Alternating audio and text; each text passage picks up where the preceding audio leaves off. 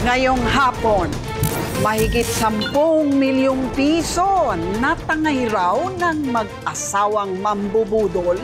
So, pagpunta niya sa bahay, lumuhod siya, umiyak. Ito, mental and emotional scar na hindi ko alam hanggang kailan ko dadalhin. Kasi wala akong ginawa sa kanilang masama. Of all the people, yung tumulong pa sa anak niyo. Sosyalerang CEO at abogado kuno, mambubudol daw palang social climber. Sabi ko, paano niya ako papautangin ng 8 million kung yung utang niya sa akin hindi niya mabayaran? Kumbaga, ang lahat ng ginawa niya sa amin ng pagpapakilala, pagpapakitang tao, lahat ng kabutihan, pang-front lang po pala niyo. Hindi dahil kakilala, ipagkakatiwala mo na ang pinaghirapan mong pera. Hindi dahil nagpakilalang may pera, maniniwala ka na hindi siya naghihirap. Paano kung gawa-gawa lang pala mga kwento nila? Dapat laging budol alert.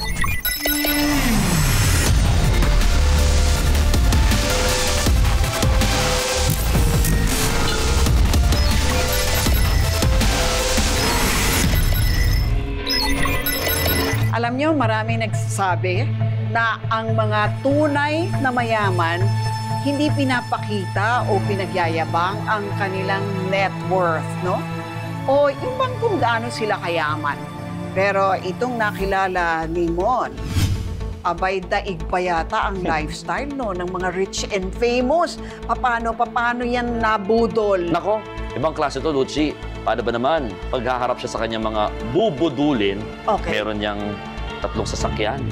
May bodyguard. May escort, ha? May convoy? May convoy. Wow, may convoy, may bodyguard. Pakilala niya, CEO siya ng kumpanya, abogado, at rumerenta pa ng mga villa para magpa-party. Pero, ang problema dito, yung target niyang bubudulin, sabihan niya, pwede bang ikaw muna magbayad ng villa? Lala kong dala eh. Kumakagat? With all those na mga pakita? Display niya. Display? Kumakagat. Grabe.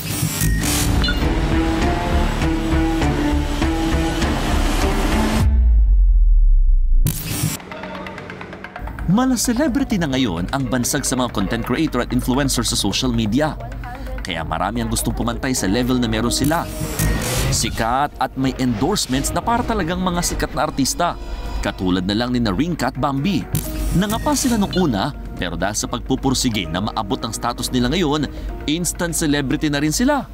Minsan may mga opening ng store or pag-release ng bagong product or minsan mga club events, ganun. Parang nagiging work tapos na din siya, leisure at the same time. Minsan silang dumalo sa isang event. Doon nila naka-rubbing elbow si Melvin Joso. Big time daw itong si Melvin, abogado, anak ng general at CEO o Chief Executive Officer ng iba't ibang kumpanya. To the highest level nga ang social status. Gustuhan ko lang yung friendship din namin kasi nagkaroon kami ng parang one circle, so every event at andun din siya, may mga kasama siyang bodyguards, may mga kasama siyang driver, so talagang very rich yung atake niya, like very talaga na mapapaniwala ka na okay, so may pala talaga siya na parang big person talaga to, like big name sa industry. Lifestyle of the rich and famous. Sagot parate ang gimmick pati party-party. Kinuha raw talaga ni Melvin ang loob nilang magkaibigan. Ang kaso, every time na gumigimik sila sa labas, medyo nakakahalata na rin sila. May ugali raw kasi si Melvin na kapag dumating na ang bill, sasabihing sila muna ang taya. O kaya naman, bida-bida. And then pag nga nasa resto kami or what, pag may little inconvenience, ganun, sasabihin niya, magkano ba tong store na to, bibilhin, ganun. Or pag may villa kaming pinupuntahan, nagtatanong siya doon sa tao doon if magkano kung bibilhin niya yon. Nagpapaulan din daw ng regalo si Melvin, pero marami niyang sinasabi, idinadaan sa ika nga ng iba, chika. Sasabihin niya sa akin na tutulungan niya akong bumili ng car, na siya daw yung bahala sa car, ganun. Naka-receive ako ng gift sa kanya nung sa Boracay. Bigla lang niya akong binigyan, hindi ko alam kung bakit. Pero lahat ng ito, may kapalit pala. Si Melvin kasi, pasundot-sundot na kung humiram ng pera. Naghiram siya sa akin ng pera, pang hotel and pang allowance ng kapatid niya. I think nakahiram siya sa akin that time ng 50 to 60K. May 2024, para raw makabawi sa kanila, nagplano ng isang ultimate getaway sa Boracay si Melvin. Lahat ng tropa, sagot na raw niya. Pero walang kamalay-malay si Rinka, siya na naman daw pala ang magiging taya. Nasa Boracay kami, kulang daw yung cash niya. Tapos sabi niya, i-reimburse na lang daw niya yun pagbalik namin ng Manila. So, umabot yun ng parang 59K yung binayaran ko sa mga na nahiram niya. Yun yung mga activities nila. Kasi nag-helicopter sila, sa Boracay. Yung mga kasama namin doon is sagot niya. Nadagdagan pa yun pag uwi namin dito sa Pampanga kasi nag-ask ulit siya sa akin if meron daw akong ganito pa. And pinahiram ko din siya that time. Something is fishy na ha. Nagpatong-patong na nga ang mga inabono ni Rinka kay Melvin dahil pati plane tickets sa kanya na rin daw muna inutang. Umabot na ito sa halos 270,000 pesos. June 1, 2024 naman, pagkagaling sa Boracay, nagsimula na raw magdahilan si Melvin na hindi muna niya mabayaran ng mga hiniram na pera. So hanggang binibigyan na lang niya ako ng reason, hanggang sabi niya sa akin, nasa secretary daw niya yung pera. Pero nung kinausap namin yung secretary niya, wala naman daw palang pera sa kanya. Ang ipinakilalang sekretary ni Melvin, napag-alaman ni Rinka na teller lang pala sa bangko at hindi raw totoong mapera siya. Handa pa naman daw sana siyang bigyan ito ng pagkakataon para bumawi.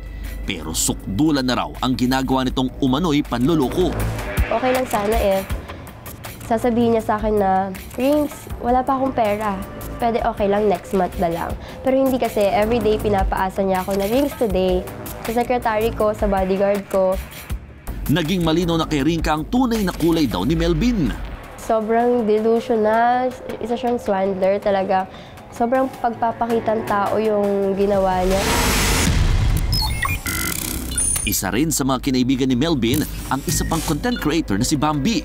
Kumbinsidong-kumbinsido raw si Bambi dahil sa galing daw ni Melvin sa umano'y pagpapanggap. Iba raw kasi talaga ang ere nito tungkol sa kanilang yaman. Actually, sa lahat ng nakilala ko, feeling ko talaga siya na yung pinakamayaman talaga. Kasi may nakilala ako mayaman before, pero simple lang talaga sila. Pero siya, as in super privileged. Na-mention po kasi niya before sa akin na like, yung family niya is nagbabayad sila ng 30 million sa media para hindi lumabas na richest family sila here in the Philippines. At para mas mapaniwala raw si Bambi na hindi lang siya puro satsat, nangako pa raw siya na magpapahiram ng malaking halaga with zero interest. O ha? San ka pa? Kasi I was building my own house. I was planning to do that and I mentioned that to him. Tapos papautangin daw niya ako and then he made this contract, ganito, ganyan. Tapos pinapirma niya sa akin, ganito. Nung time na yun, feeling ko, okay, hindi lang siya mayaman. Super mabait pala talaga siya. Like super helpful. Pero wait, may catch. Bago raw makahiram si Bambi ng 8 million pesos, kailangan siya muna ang magpautang? May ganun? Sumakay si Bambi sa gustong mangyari ni Melvin. Nagpautang siya ng 120,000 pesos. I know naman po na capable po siya on paying that money. So like feeling ko busy lang po siya or what. So parang inintay ko na lang po na bayaran niya ako, siya mismo. Budol alert! Mag-background check muna kung may kakayahang magbayad ang taong humihiram o nangungutang. Dahil baka takasan ka lang at hindi mo na mabawi ang pinaghirapan mong pera. Hindi po pwedeng character loan lang. Yung character loan, yung bang kakilala lang. Kailangan may background check. Halimbawa, may mga ari-arian ba siya? Tama ba ang address niya? Tama ba ang pangalan niya? Para alam mo kung sino ang hahabulin mo at ano ang hahabulin mo. Pangalawa, kailangan may collateral. Kailangan may siguro, may security yung ipinapautang mo. May iniwan naman daw ng mga cheque si Melvin kay Bambi. May tubo pa nga kaya hindi siya lugi. Yun nga lang, talbog pa lang cheque. I told him na please cash na lang tayo. Let's meet na lang. Pay mo na lang yung money through cash. Tapos lagi siyang nagbibigay ng dates. Tapos when the date comes, wala po siya lagi. Dito na napagtanto ni Bambi na naisahan siya. Sabi ko, paano niya ako papautangin ng 8 million kung yung utang niya sa akin hindi niya mabayaran? At nakumpirma niya nga ang pangbubudol umano sa kanya nang makausap ang kaibigang si Rinka. Iisa raw pala ng ginawa at linyahan sa kanila nitong si Melvin. Ika nga, same na same. Lagi nga po siyang maraming reasons. Like, yung money po niya nasa secretary, yung di niya pa po hawak yung pera, ganyan. Melvin, ano na? Sa Pasig City, natuntun namin ang mismong driver ni Melvin Dioso na madalas niyang kasama sa bawat lakad niya. Nakiusap siyang huwag ipakita ang kanyang muka para sa kanyang kaligtasan. Revelasyon niya, inupahan lang siya para mag-drive sa mga ganap ni Melvin. Ang sabi niya lang po kasi sa akin, kabiling-bilinan niya, pati dun sa wife ko, na pag after niya, pag once na na-rent niya po ako, wag lang daw po ako mag-ingay na kahit kanino. At dahil big time nga raw talaga ang pakilala ng bagong bossing, nakiride na lang din daw siya sa mga trip nito. Nilagyan niya yung personal car ko, etong van, nilagyan niya ng blinker, meron sa harap, meron sa ibabaw. So kasi ang pakilala niya is anak siya ng isang general. So hindi ko po alam na ang nangyayari po pala doon. Yun nga, nagbibideo po siya. Nag-iwan daw talaga ito ng good first impression dahil maganda naman ang bayaran. Pero hindi kalaunan, tila nag-iba bigla ang ihip ng hangin. Nagtanong po siya, sabi niya, baka meron akong extra na pera na 150,000. Sabi niya pong gano'n. Ang gagawin po niya is babayaran niya daw po ng after 3 days lang, ibabalik niya rin agad. So sabi niya, kahit lagyan ko na lang ng interest na 30,000. Sabi ko, meron pa naman ako rito pero kailangan may balik, sabi ko. Sabi niya, oh, sure na sure. Kasi yan palagi niyang binabanggit na salita, yung sure na ibabalik yan. Sure na sure ba talaga, Melvin? Pero may round 2 pa raw pala ang pag-utang ni Melvin sa bago niyang driver. Mula Mayo hanggang Hulyo na taong ito, para siyang naging lending business dahil umakyat sa 332,500 pesos ang nahiram sa kanya nang dapat sana'y aarkila ng sasakyan niya. Umaga ako, makampante rin ako. Nasabi ko sa wife ko, ibibigay naman at meron naman kami nakikitang pera. Mula sa 7 beses na labas nila, 2 beses lang din daw nakapagbayad si Melvin. Pero nag-issue naman daw ito sa kanya ng mga tseke. Ang masaklap, dinaig pa ang mga gulong na nasobrahan sa hangin ang pagtalbog ng mga ito. Nung nandun na po kami sa bank, napansin namin na may discrepancy dun sa cheque. So hindi po na-process. 2 batas ang nilalabag pag tumalbog ang cheque. Una ay yung Batas Pambansa bilang 22, yung BP 22. Yun ay kaso sa lahat ng checking tumatalbog. Pangalawa, estafa ulit. Isang uri na naman ng estafa, paragraph 2D naman. So, ang unang kailangan gawin dyan, kaya dapat yung mga may hawak na cheque ipasok para tumalbog, magkaroon ng tatak. No? Tapos, sulatan nila yung akusado, telling him na, oy, tumalbog yung cheque mo. At meron ka lamang 5 araw para tubusin ito or bayaran ang face value. Kapag hindi tumugon, hindi binayaran, pwede nang isampa ang kaso. Dito na raw bumarat si Melvin ng sandamakmak na rason at mga pangako kung kailan siya babayaran. Pero gaya lang din sa una niyang 2 biktima, nauwi lang ito sa walang hanggang pagpapabukas. Yun na yung humatong na time na ikaw yung nakikiusap sa sarili mong pera. Nasa sarili mong pinagpaguran. Tanong ngayon ni Jose, Bossing, kumusta ang buhay-buhay? Nandito tayo ngayon sa Barangay Molino 2 sa Bacoor, Cavite para kumpirmahin yung mga natatanggap na reklamo laban dito kay Melvin Dioso. Gulat-gulat kasi siyempre nung lang lumabas yun nung nagpuntahan niya tapos mga makailan meron pa mga dumating nasa 12 sila. Yun, hindi biro yung mga kinukomplain sa kanya kasi nga nag-aarkila ng mga luxury car. Yun ang ginagamit niya, tapos may mga advance pa. Tapos hindi siya nagbabayad. And yung last na pumunta rito, nakita nila sa Facebook na naka-post yung sasakyan nila na binibenta ng 200,000. Kinumpirma ng mga tauhan at opisyal ng Barangay Molino 2 na 2 beses nilang ipinatawag itong si Melvin Dioso pero no show raw siya. Meron bang itinatago kaya nagtatago? Nagpa-assist tayo sa Barangay Molino 2 para nga mapuntahan naman yung mismong bahay nung nirereklamong si Melvin Dioso para makuha din naman yung kanyang panig. So, tara, puntahan natin. Ito rin ang kaparehong address na pinuntahan ng mga nabiktima ni Melvin, pero lahat daw sila bigong matuntun ito. Nakailang tawag na tayo dito sa labas ng bahay ni Melvin pero walang lumalabas. Sabi din ng ilang kapitbahay na nakausap natin, wala raw talagang tao dito. Chinek din natin sa updated list ng mga abogado pero wala sa kanilang may pangalang Melvin o Melvin Joso. Nang i-verify naman sa Securities and Exchange Commissions, 2 lang sa 5 umano'y kumpanya ni na Melvin ang rehistrado. Kaya naman sina Rinka at Bambi, pinag-iisipan na ngayon ang pagsasampa ng kaso kay Melvin, ang taong ginawang tila isang malaking content video ang kanilang buhay. Pero imbis na silang makinabang, sila pa ang pinagkakitaan. Promise ko talaga sa sarili ko, di na talaga ako magpapautang. Kasi sila pa yung galit pag sinisingil mo eh. I think ngayon siguro nakakuha siya ng katapat niya. Talagang magpupush through ng legal case against him para matigil yung mga pambibiktima niya ng tao.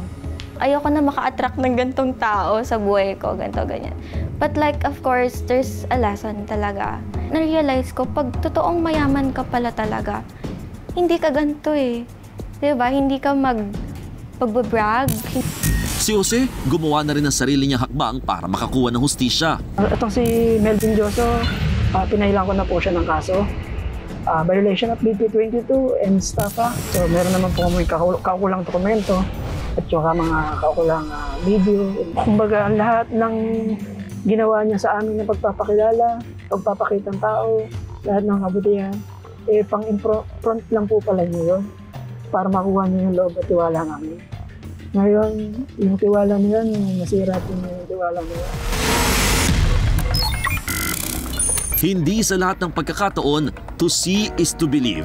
Dahil ang mga mambubudol, expert na rin sa paggawa ng mga ilusyon para lang isahan ka. Ako po, si Mon Gualvez. At yan ang aking Budol Alert. Susunod sa Budol Alert, tumulong na nga, nabudol pa. Paano nangyari yun? Ikukwento ni Rainiel Pawid. Pagpunta niya sa bahay, lumuhod siya, umiyak, ganyan. Umamin talaga siya na nagalaw niya yung pera.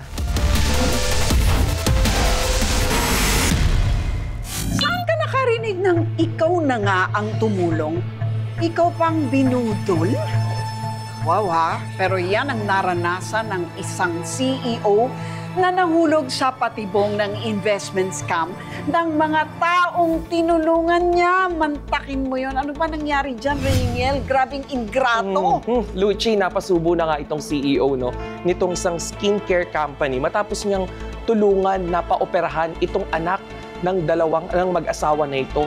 Pagkatapos na paoperahan, inoferan siya ng isang investment na babago sa kanyang buhay. Bakit? Dahil 10 million yung nakuha sa kanya. Tinulungan mo na, niloko ka pa. Wow!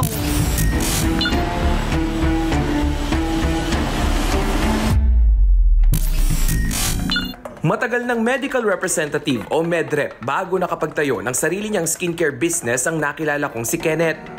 Hindi raw madali bago siya maging CEO o Chief Executive Officer ng sariling negosyo. Bukod sa sipag at tiyaga, naniniwala siyang ang pagiging matulungin sa kapwa raw ang naging susi niya sa pag-asenso. Na-develop na sa amin yung magawa ng outreach sa mga underprivileged communities in Metro Manila and in province. Namimili kami ng mga taong tinutulungan din, like yung may kailangan ng groceries, milk, diaper, ganyan.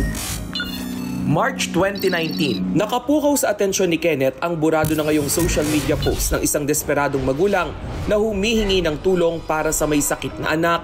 Meron daw kailangan operahan na baby and then pinost nung tatay yung picture. Ano yung nasa picture? Anong itsura nung bata, 4 months old siya that time, natutulog siya. So yun yung yun yung post niya. Yung nakapagpaantig kasi sa akin kasi he's willing to naging prostitute para dun sa pagpa-opera ng anak niya. Labis umanong nahabag si Kenneth kaya hindi siya nagdalawang isip na hanapin at kausapin ang mga magulang ng bata na sina Pio at AJ. 4 na buwan niyang tinulungan ang anak ni Pio at AJ. Ultimo nga pagmamaneho tuwing may check-up ang bata hanggang sa maoperahan siya, sinalunan ni Kenneth. Napalapit na nga raw siya sa mag-asawa kaya parang siya na rin ang tumayong parang magulang ng anak nila. nung naoperahan, sobrang grateful naman. Na-meet ko kasi yung both parents, yung mom and dad. Halos 2 taon mula nang maoperahan ng bata, hindi naasahang nagparamdam daw ulit ang mag-asawang sina Pio at AJ. Gusto raw nilang suklian ang kabutihang ipinakita sa kanila noong sila ang nangangailangan. Doon nila sinabi sa akin na dahil naging mabait ka sa amin, mabuti ka sa amin, papakilala ka namin doon sa tita namin na bilyonaryo. That's the word nung babae, bilyonaryo. Dati, nagko-collect daw siya ng pera doon sa tita niya. Inalok raw siya ni Pio at AJ ng tulong sa expansion ng negosyo. May kamag-anak raw silang big time na pwedeng magpahiram ng pera para dagdag kapital. Siya raw ang kanilang Tita Dazi. Pero ang catch, kailangan daw muna niyang mag-invest o mamuhunan sa lending business nito. Pinangakuan ako ng 5% commission, interest per month. Which is, sabi ko that time, ano naman, realistic. Hindi katulad ng iba na scam na parang 20% eh. Tapos yun, nagpakita pa sa akin sila Pio ng passbooks, ng mga umutang, ng mga ATMs, titles ng lupa. Tapos, yun. So, parang alam mo yun, talagang realistic siya. Tawag dito is social engineering. Kasi ang goal niya is gumaang yung pakiramdam sa kanya na mukhang kaibigan. At kapag komportable na, mas malaki kasi yung chance na bumaba ang defense ng isang tao na usually natural. Pero kapag gumaang na yung loob, mas malaki tuloy yung chance na magiging successful sila doon sa scamming. Hindi naman nagdalawang isip si Kenneth na tatalunin siya ni Tita Dazi. Kaya kahit sa video ko lang sila nag-uusap, ayos lang. Walang problema. Mukhang may pera talaga kasi maalahas eh, ganyan. Okay. And yun nga, nung nakausap ko siya, she vouched talaga na pag may nangyari dun sa pera, may magsisell siya ng properties niya para mabayaran ako. October 1, 2021, sa galing mag-sales talk ni Tita Dazi, tuluyang napao si Kenneth. Agad siyang naglabas ng initial investment na 1.2 million pesos. Si Pio pa raw mismo ang pumirma sa acknowledgement receipt nito. Budol alert, huwag agad maglabas ng pera sa mga nag-aalok ng investment. Tiyaking rehistrado ang kumpanya o grupo sa Securities and Exchange Commission at lisensyado ang operasyon nito. Walking red flag ang mga individual na nag-aalok ng easy money. Sa katagalan, humirit ulit si Pio ng isa pang limited offer. 2 milyong piso naman ang hinihingi kay Kenneth para raw lalong lumago ang investment niya. Ang pang-attract nila is limited lagi yung slots. So halimbawa, may uutang daw. So paunahan kung sino may pondo sa kanya ibibigay. So yun na yung sinasabi sa akin ni Pio. Uy, may slot. Baka makuha ng iba, sayang. Kikita ka din dito ng 5%, ganyan. Suma total, umabot sa 10.7 million pesos ang halagang na-invest ni Kenneth. Ang hindi alam ni Kenneth, wala na palang sulian ang inilabas niyang malaking halaga ng pera. Hala! Tuloy-tuloy naman yung 5% na interest. Kaya for me, parang napanatag na din ako na, okay, digit siya kasi consistent eh. Never pumalya sa pagbibigay. So, not knowing, yun nga. Galing pala din sa pera ko yun. Yung binibigay, pinapaikot lang nila. Para tuloy nanalo sa loto ang mag-asawang Pio at AJ at ang kanila raw Tita Dazi. Jackpot, kahit laway lang naman ang puhunan nila. Speaking of puhunan, naisip bigla ni Kenneth na i-pull out na ang perang ibinigay niya. And then that's the time na nagsabi na si Pio na na-scam daw yung pera. May istorya silang sinabi sa akin na yung tita daw, sila daw, pinasok daw nila sa isa pang call center sa Caloocan din. And then, parang tinakbuhan daw sila ng mga pinagkatiwalaan nila doon. Sinabi sa akin ni Pio, sobrang shock lang talaga ako, tulala. Hindi ko alam anong gagawin ko kasi parang, yung hard-earned money, ilang years mong pinag-ipunan. Nakakalungkot isipin na kaya ng isang tao gawin yon sa mga biktima. Pero kasi ang konsepto nila is yung intention, hindi talaga pakikipagkaibigan. Ang tingin nila doon sa tao is a target or someone na pwede nilang i-take advantage. So mali na kagad yung purpose. Natanggal na kagad lahat ng emotions involved doon sa behavior ng scamming. So kung ganito yung mindset mo, usually ang mga taong ganito, matatalino nga sila, pero walang empathy. Ang 10.7 million pesos ni Kenneth, naging zero. Naku po! Para akong nabuhusan ng malamig na tubig the time na pumasok na sa isip ko yon na it's all a lie. 43 daw kami na nag-invest. So sabi ko, asan yung documents? Pakita mo sa akin. Sino yan? Ganyan. Wala. Kahit isang picture ng taong yun, wala. They're calling names, pero name lang, first name lang. So walang mapakitang tao, walang mapakitang document. Dahil nabuking na ang umano'y kabalastugang ginawa sa kanya, nagtapat na si Pio. Baka naman daw, pwede pa siyang bigyan ng one more chance. Sabi niya, hindi niya tatakbuhan. So, pagpunta niya sa bahay, lumuhod siya, umiyak, ganyan. Umamin talaga siya na nagalaw niya yung pera. Ganyan. Saan niya daw dinala, sir? Sugal and drugs. Sila nung live-in partner niya. Sa sariling pag-iimbestiga ni Kenneth, nalaman niyang hindi siya nag-iisa. Marami pa raw palang nagoyo ang mala partner sa pambubudol. At si Tita Dazi, isa nga bang guni-guni? Kinausap ko na din yung other victims na parang ang dating is CP o nakakuha ng investment sa akin. So parang bibigyan lang niya ng percentage to si Si Tita Dazi. Oo, parang gano'n ang nangyari. Kaya parang it's a conspiracy na kanya-kanya tayong kuha ng investor. Nang malaman na nabuko na sina Pio, AJ at Tita Dazi, nagkanya-kanya na raw ang tatlong itinuturong mga mambubudol. Hindi na sila ulit nakita pa ni Kenneth, kaya sa pulisya na siya dumiretso. Handa raw magbigay ng pabuya si Kenneth sa sino man makapagtuturo kina Ralph Raven Pio de Roda, Anica Joy del Rosario at Adelaida del Rosario Reyes. Ipagbigay alam lang ang anumang impormasyon para mapanagot sila. Sabi ko, kung lang to, physical, gagaling ako eh. 'Di ba? Pero ito, mental and emotional scar na hindi ko alam hanggang kailan ko dadalhin. Kasi wala akong ginawa sa kanilang masama. Tumulong nga ako eh. Ganito yung babalik nyo sa akin. Of all the people, yung tumulong pa sa anak nyo. Importanteng ma-check, no? After a traumatic experience, maganda pumunta sa isang mental health professional. This could be a psychologist. So, ira-run through yung pangyayari, no? Ide-debrief, tapos titingnan kung nagkaroon ito ng impact, no? To the point na maibalik sana dun sa regular niyang routine or mindset bago nangyari yung scam. Pwede rin sa psychiatrist, usually kung kailangan ng pharmacological interventions like medicines, kunyari nakadevelop siya ng insomnia, hirap na makatulog. So yung mga basic concerns, tapos kung may depression at nagkakaroon ng self-harm tendencies, kailangan din tumingin sa psychiatrist. So ito yung mga pwedeng measures na gawin. Minsan ang ating kabutihan nagiging kahinaan din, lalo sa mata ng mga mambubudol na umaaligid lang habang naghihintay na makapanloko. Wala namang masama sa pagiging may magandang loob, pero di ba mas maganda kung maging maingat din sa mga magsasamantala sa kabutihan mo? Ako po si Rainiel Pawid at yan ang aking Budol Alert.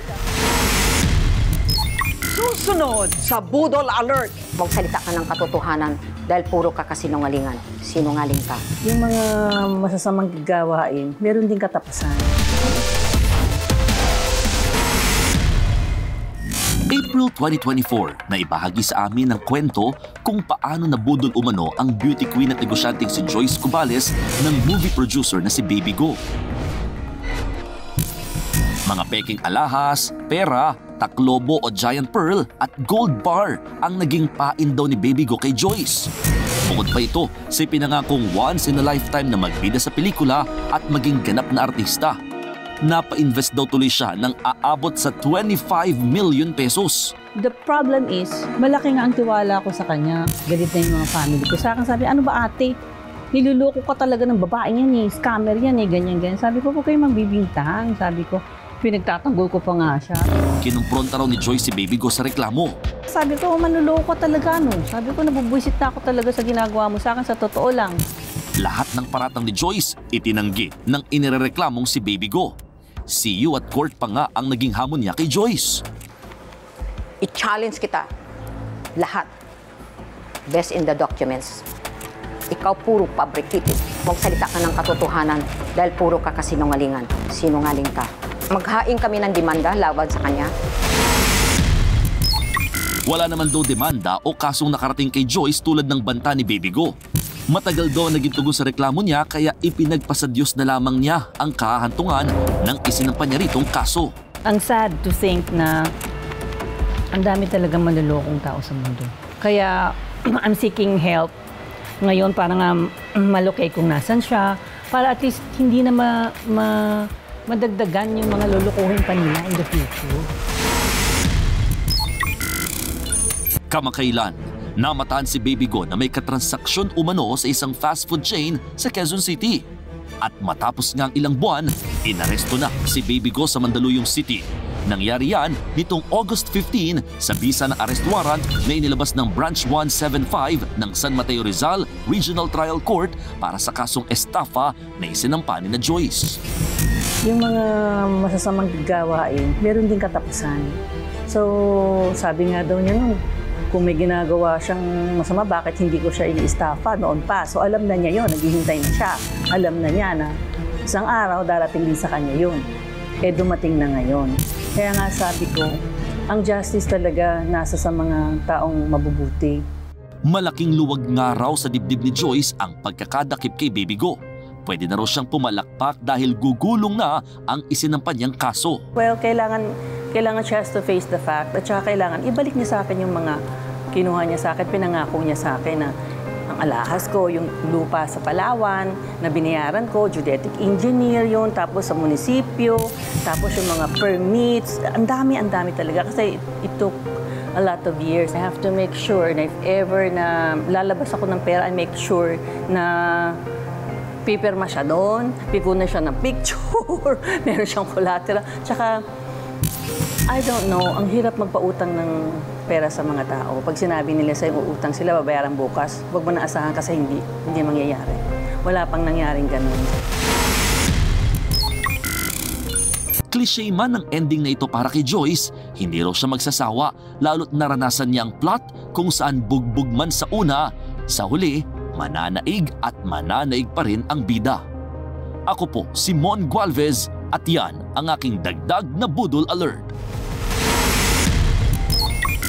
Susunod sa Budol Alert, dating duraduragang nag-level up na. Alamin ang modus nila sa Extra Budol Alert mamaya.